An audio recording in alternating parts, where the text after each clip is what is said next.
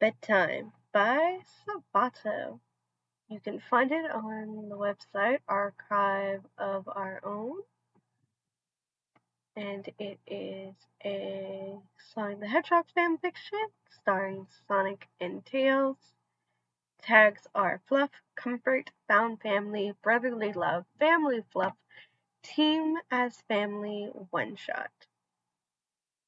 And this is a part of a series of Sonic Boom one shots that this author has written. So, summary, Tails keeps staying up late, so Sonic decides to take his buddy's sleep schedule into his own hands. Notes, see the end of work for notes. Alright, let us begin. Okay, buddy, bedtime. I'm not tired, Tails replied, not even bothering to look up from the machine he was working on. Yeah, right, Sonic thought, glaring the fox down from the doorway. It seemed that he was the one getting tired, mostly of hearing the same excuses each night, and then having to listen to the kid whine about being exhausted the morning after. It was currently midnight, and Tails wasn't anywhere close to winding down for bed. He was probably planning on staying up until 2 a.m. tinkering, like he had been doing nightly for the past month. He had to find a way to break him out of this cycle. It was unhealthy and annoying. Dude, you've been sleeping less than 5 hours a night. You need more than that, Sonic argued, walking up next to the fox and crossing his arms. Tails seemed preoccupied with what he was working on, only giving him a cursory glance before returning to screwing in a circuit board on the machine he had in front of him. I'm fine, give me another hour. Just gotta wrap this up. Sonic huffed in frustration. This kid. Generally, Sonic was very minimalistic when it came to rules. He trusted his sidekick to take care of himself and use his own judgment, since he was usually very independent and mature. Hell, the kid was generally more responsible than him with these sorts of things. Not that that was saying much. He rarely had to remind him to clean up or the like, only a gentle push when he was completely absorbed in a project. In fact, Tails would usually be the one reminding him to do his chores and take care of himself. This trend did not seem to extend to sleeping. When it came to sleep, Tails would do anything to postpone it. Staying up late to work on his inventions, watch TV, play games, or even read, which was the most perplexing of all of those to the hedgehog. He never really gotten a good explanation as to why the fox struggled so much with it. Something about trouble winding down mixed with a general underestimation of how long something will take. Regardless, he clearly needed a bit more guidance here. Sonic leaned on the workbench slightly so he could obstruct his view, forcing the kid to look at him. I'm serious, Miles. Wrap it up now. This finally drew the kid's attention to him, as he definitely recognized that tone, especially when used with his real name. Amy would jokingly call it his dad voice, since it was the tone he used with Tails when he needed to get him to listen. But the effectiveness of it had unfortunately decreased as the kid grew older. Still, it always made the fox at least pause. Tails narrowed his eyes, tapping his screwdriver on the table in a calm rage. Already told you, Needle Mouse. I'm not tired. The workshop laid in complete silence as they both stubbornly glared at each other. The only new noise was the humming of the lights and soft rustling of the trees outside. They waited in a tense quiet for a few moments before Sonic started growing restless, tapping his foot in frustration. Tails smirked, seeing that he was about to win their little staring contest.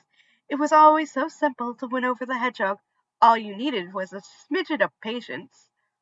That's it, giving up on the staring contest. Sonic opted instead to pull the kid out of the chair, scooping him up bridal style, which quickly changed to just trying to grab him as best he could as Tails started trying to squirm out, gripping the workbench with his claws.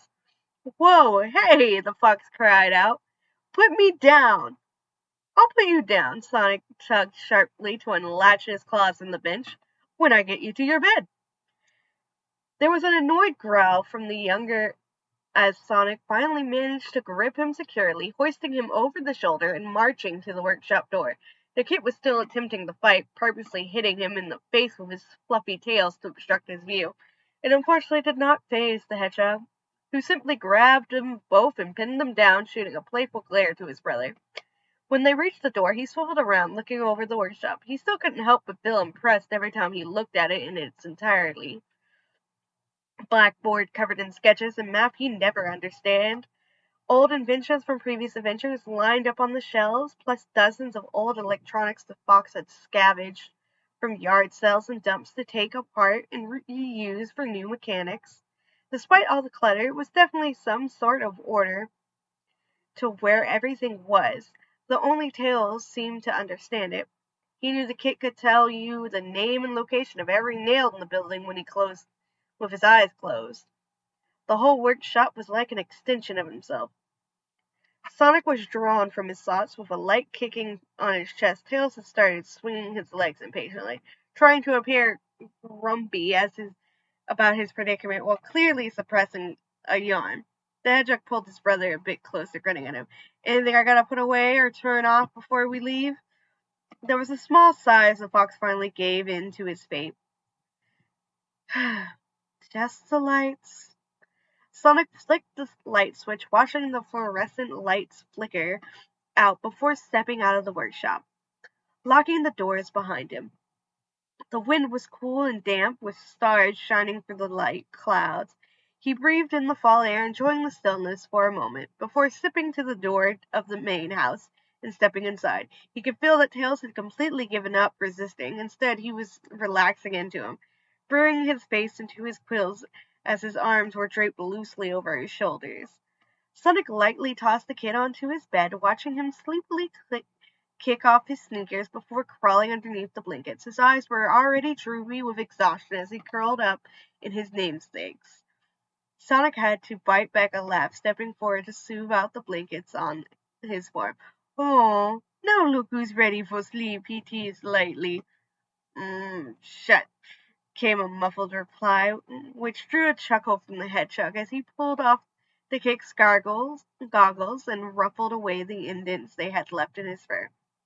I'll sleep on the couch. Don't try and sneak out, 'cause I will drag you back in. Got it? Yeah, he murmured, yawning as he closed his eyes, snuggling more into his pillow. Good. Good night, little buddy. Good night, big bro. Love you. Sonic smiled, giving the kid's head a final pat before moving to the couch and pulling a blanket over himself. This was probably the fastest he got in the box to sleep in a while. Turns out that all he needed was a proper push, or lift.